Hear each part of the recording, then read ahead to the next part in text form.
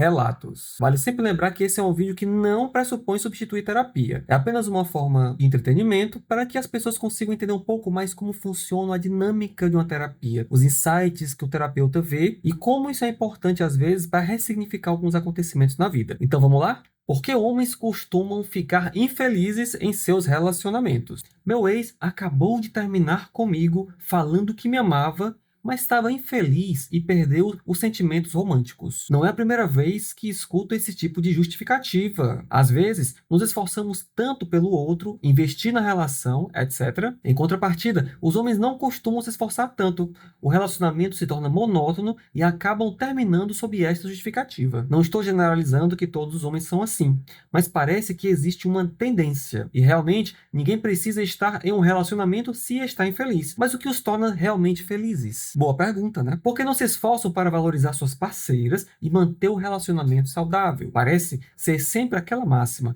a ânsia de ter e o tédio de possuir. Bem, então aqui a gente vai olhar por que os homens costumam ficar infelizes nos seus relacionamentos, tá? Que foi a pergunta inicial. A gente pode tirar aqui alguns padrões. Não são todos os homens, tá? É um tipo de homem, é um perfil de homem. Será que o perfil de homem que você está atraindo ou selecionando costuma ser assim? Eu vou abordar aqui então duas coisas, tá? A primeira é o que é esse desinteresse, por que os homens costumam ficar infelizes nos relacionamentos, e a segunda é por que você se relaciona com esse tipo de homens. Primeira coisa, no começo de uma relação, a gente costuma ter um processo que a gente chama de idealização, onde o outro, ele vem magicamente como uma forma de suprir a nossa falta, e a gente não conhece quase nada do outro, apenas alguns pontinhos que a gente vai vendo e tem lacunas enormes, e a gente começa a contar histórias para nós mesmos para preencher essas lacunas, e a gente começa a idealizar o outro e achando que aquele outro é a pessoa perfeita, a pessoa ideal, a melhor pessoa do mundo, e naturalmente, quando um relacionamento começa baseado nessa idealização,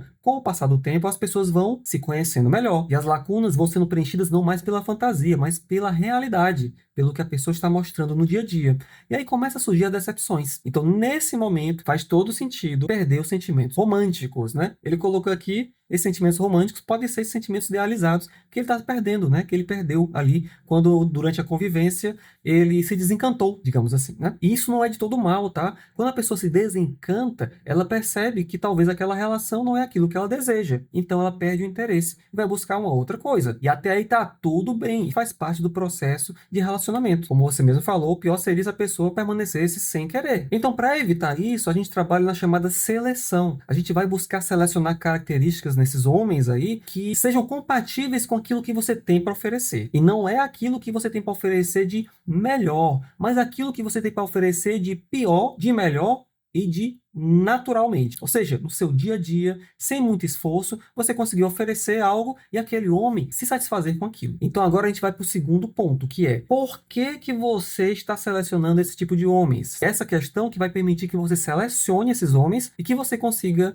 ter relacionamentos mais saudáveis. Você fala uma coisa que me chamou muita atenção aqui, que é, às vezes, nos esforçamos tanto pelo outro, investir na relação, olha só, né?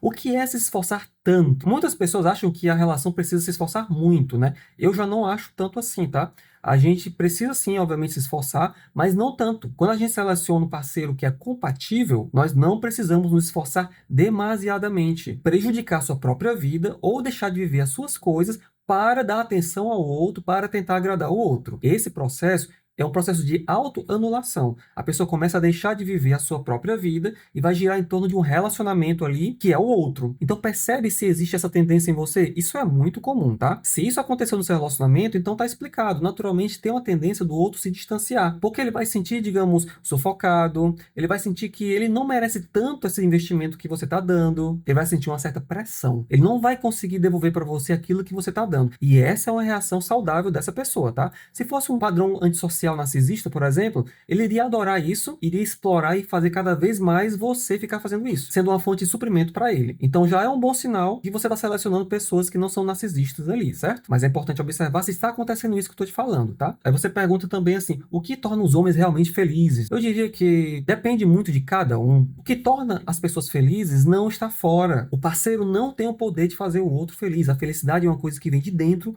para fora. No começo, o outro faz feliz por uma questão idealizada idealizada, mas no dia a dia isso não existe. Se a pessoa não nutre seus próprios valores, está em paz consigo mesmo, tem uma relação saudável consigo mesmo, essa pessoa tende a não ser feliz, não importa o que o outro faça. Então, se você quer ter uma pessoa feliz com você, essa pessoa precisa ser feliz sem você. E fica a pergunta, você é feliz sem um homem? Se você for feliz sem um relacionamento, é muito possível que você vai selecionar pessoas que são felizes no relacionamento também. Faz sentido? E por fim você coloca aqui, né? Por que os homens não se esforçam para valorizar suas parceiras e manter o relacionamento saudável? Aí pode ver algumas questões, por exemplo, questões culturais, né? Onde o homem ele tende a ser um pouco mais egoísta, sim, que a mulher, tá? Ele tende a ter dificuldades de mostrar mais os sentimentos. Isso tudo gera, sim, uma certa dificuldade em fazer esse esforço, né? Para manter o relacionamento saudável, tá? Daí a importância de, se isso for tão importante para você, de você selecionar esse homem que já tem esses hábitos antes. O homem que consegue manifestar o que sente, o homem que consegue ser feliz sem a presença de um outro, o homem que consegue ser mais seguro. E aí fica sempre aquela dica, né? Para você selecionar esse homem, é preciso que você também seja, porque os casais são atraídos geralmente por similaridade. Ok? E por último, lembre-se, você está passando por um término. Existe um luto acontecendo ali. É natural que você tenha uma certa revolta ou uma certa indignação sobre isso tudo que aconteceu, sobre o investimento que você fez naquela pessoa que não está mais ali por você. E gera esse vazio mesmo, tá? Gera essa dificuldade, gera essa tristeza, às vezes gera raiva. E é importante que você pegue esse momento e faça o que você está fazendo, o que está certíssimo, tá? Questionar sobre as coisas que aconteceram, o porquê que isso aconteceu, mas também pegue a sua energia e coloque em você. Se dê a oportunidade de se descobrir ou de se redescobrir sozinha. Buscar ver as coisas que você realmente gosta, ir para os lugares que você ama, se permitir passar um tempo consigo mesma, de forma mais saudável, para construir essa felicidade consigo mesma. E lembre-se, sinta o luto.